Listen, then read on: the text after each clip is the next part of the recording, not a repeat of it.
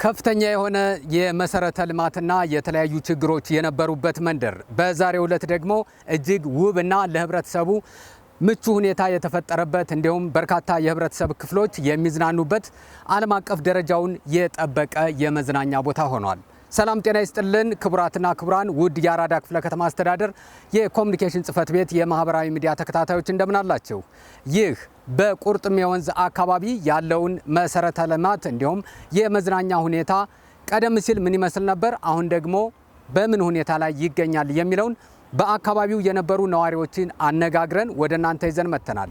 እስከ ዝግጅታችን ፍጻሜ ድረስ ቆይታችሁን ከኛ ጋር እንድታደርጉ በአክብሮት ጋበዝ። በተሳት አደጋ የማይገባበት በጣም የተጨናነቀ ነበር። እኛ አካባቢ መጥተው ንጥቂያ በቀን 10 ከዛ በላይ ስልክ የሚነጠቅበት አካባቢ ነበር።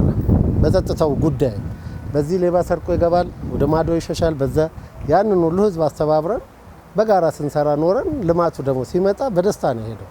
ቆይቼ መጥቼ ሳይ እውነት ያሰፈር ነው ወይ ነው ያልኩት። በጣም በሚያምር ሁኔታ በአጭር ጊዜ ታጥሮ ሳይቀመጥ በዚህ ደረጃ ተሰርቶ ማየት ለኔ ደስተኛ ነው። ከዚህ በፊት እዚህ አካባቢ የነበሩት ነገር በጣም አስቸጋሪ የነበሩት ነገር ነበሩ። ምክንያቱም በማጸዳጃ ቤቶች ጋር የተገናኘው ብዙ ማጸዳጃ ቤቶች ዝናብ በሚዘንብበት ሰዓት ላይ በማንኛውም ሰዓት ላይ መንገድ ላይ እየወጡ ብዙ ሰዎች ሲቸገሩ የነበረበት ነው። ከዛም ደግሞ አልፎ ብዙ ጊዜ ነው በጨለማ በነበረበት ሰዓት ላይ መንገድ ላይ ሰው ማለፍ አይችልም። ሴቶች በተለይ ከብራቸውን ከአንገታቸውን ያለው ነገር ሞባይላቸውን እየተነጠቁ ወንዝ ውስጥ የሚገቡበት ጊዜ ነበረ። ያንም ደሮ ተወራርጠን እንዳንይዝ የነበረው በጣም ብዙ ቻሌንጆች ነበሩ። ምክንያቱም ጨለማ ነው ያለው፣ ቦታውንም ያልተጸዳ ቦታ ነው። ስለዚህ በዚህ አንጻር ነገር የነበረው ነገር በጣም አስጊ ነበረ። ያ ደግሞ አሁን ላይ እየተወገደ የነበረው ከጸጥታ አንጻሮች ጋር ከህብረተሰቡ የነበረውን ጸጥታውን አብሮ እየተባበረ ከማታ እስከ 8 ሰዓት ሽፍት እያደረጉ እየጠበቁ የነበረበት ጊዜ ነው። ይሄ ቦታ ለረጅም ጊዜ ስንኖርበት የነበረበት ቦታ ነው።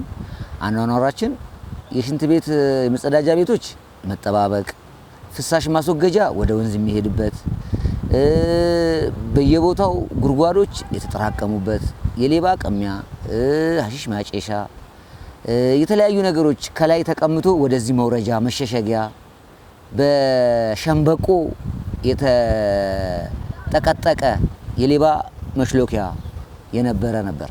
ከኢሚግሬሽን ጀምረ ይሄ በማዶም በዚህ የምታየው እዚህ ጋር ቆመ ሽታው አያስቀምጥህም።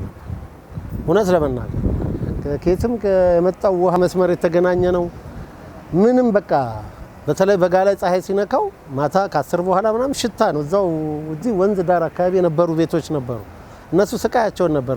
ለአስም ለተነፋፈስ ሁሉ የተቸገሩ ሰዎች ነበሩ። ይሄን ሲሰሩ 7/24 ሌሊትና ቀን ነበር ሲሰሩ የነበሩ። እንደራሳቸው ቤት እንደሚያሰሩ ለቅመው ነው ሲያሰሩ የነበሩት። አሁን ግን እንደዚህ አምሮ ስናየው በጣም ምቹ ሁኔታን ፈጥሯል። ህጻናት በጣም መጫወት ይችላሉ። ስፔስ አለ። በጣም ሰው በደንብ መናፈስ ይችላል። ግሪነሪው በጣም ያምራል። ወንዙ ድፍድፍ ነዳጅ ነበር እያሉ የሚጠሩትና በጣም ከመቆሸሹ የተነሳ ወንዝ አይመስልም ነበር። አሁን እየጠራ የመጣ ነው። በይበልጥ ደግሞ ይሄ ክረምት ሲያልፍ በደንብ ያለውን ነገር ጠርጎት ሲሄድ በጣም የነጻና ሰው እንደፈለገ የውሃ ድምጽ እየሰማ ሚዝናናበት ቦታ ይሆናል ብዬ አስባለሁ። አሁን ላይ ደግሞ ስናየው በጣም ደስ የሚል ነገር ነው። ማንኛውም ሰዓት አይደለም በማታ 1 ሰዓት ይቅርና በሌሊቱ ቢሄድ እንኳን የሚያስፈራ ነገር አይደለም። ይሄ ደግሞ በጣም እጅግ በጣም ደስ የሚል ነገር ነው በልማቱ ላይ። ከዛም አልፎ ደግሞ የህፃናቱ መጫወቻዎች ከዚህ በፊት አልነበሩም። ማጸዳጃ ነበረ እዛ ቦታ ላይ ደግሞ አሁን አሪፍ ተደርጎ ተሰርቷል። ማንኛውም ህፃናት መጥቶ መጫወት ይችላል። ይሄ ነገር በጣም ደስ ብሎናል። አመሰግናለሁ እላለሁ። ልማቱ ሰውኛ ነው ስንል ሰውን ያሳተፈ ሰውን ተጠቃሚ ያደረገ ነው ስንል ከዚህ እንነሳለን። እኛ የተነሳ ነው ቤት ያማረ ቤት ሁሉን ነገር የተሟላለት ቤት ውስጥ ገብተናል። ነገር ግን በዛ ደረጃ ዝቅ ደሞ ብለው ምንም ጋይ ባክግራውንድ እንዳልነበራቸው ደሞ መንግስት ደሞ አይቶ ደሞ ነው እኛ ስናለማ ሰውንም ጭምር ነው የምናለማው በሚል የሰጣቸው ምላሽ ደሞ በጣም አስደሳች ነው። ቀጣዩ ትውልድ በዛ ድህነት ውስጥ እንዳያልፍ ማድረግ መንግስት የራሱን ድርሻ ከህዝብ ጋር በህዝብ ገቢ እየሰራ ነው። ህብረተሰቡ ደግሞ ይሄ ለህዝብ ለቀጣዩ ትውልድ እንዲተላለፍ የተሰራውን በራሱ ገንዘብ ነው የተሰራው አይደል? መጠበቅ አለበት ለነዛ ትውልዶች እንዲተላለፍ። ይሄ አንድም ትውልዱን ይገነባል፣ የወደፊቱን ትውልድ ይገነባል። ያለፈው ትውልድ እኮ ለመመለስ ችግር ሆኗል እኮ ራሱ ንጹህ የሆነ አኗኗርና ንጹህ አእምሮ የያዘ ዜጋ ይፈጠራል ብዬ አስባለሁ። ምክንያቱም ያለው ነገር የሚያሳይ መልካም ነገር ነው። የተደረጉ ነገሮችን ማስቀጠል ለትውልዱ ማስረከብ አሁን ያለው ኃላፊነት ነው ማለት ነው። እንዲህ አማረ ተሰራ ባለቤት ያስፈልገዋል። ሰው በአግባቡ እንዲዝናናበት በአግባቡ ዘላቂነቱን የጠበቀ ለቀጣይም ትውልዶች ህፃናቶች ታተኪዎች እንዲዝናኑበት ለነሱ መጠበቅ ስላለበት እንዳይበላሽ ሁሉም የየግሉን አስተዋጽኦ ከትንሽ እስከ ትልቅ ሁሉም የግሉን አስተዋጽኦ ሊወጣ ይገባል። በመጠበቅ ረገድ የምናያቸው ልማቶች በጣም ደስ የሚያሰኙ ነውና ይበል የሚያሰኝ ልማቶችን እያየን ነው። ይቀጥል። በየልማቶች ባልደረሱበት ቦታ በሙሉ እየተሄደ ልማቱ ይፋጠን። በዚህ ደረጃ አሁንም ፍጥነት ላይ ነው። ይቀጥል።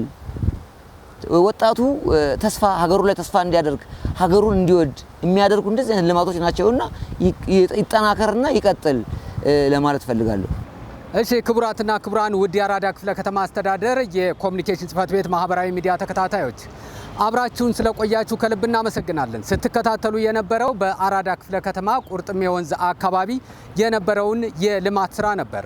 ቀደም ሲል በከፍተኛ ደረጃ መሰረታዊ ችግሮች የነበሩበት አካባቢ ዛሬ እንዳስቃኘናችሁ ውብና ጽዱ ሆኖ እንዲሁም ዓለም አቀፍ ደረጃውን ጠብቆ ምቹ መዝናኛ ሆኗል።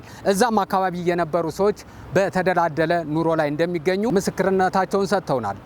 አሁንም በድጋሚ አብራችሁን ስለቆያችሁ ከልብ እያመሰገንን የማህበራዊ ሚዲያ አማራጮቻችንን በመቀላቀል ቤተሰባዊ ግንኙነታችሁን እንድታጠናክሩ በአክብሮት እንጠይቃለን። ጤና ይስጥልን።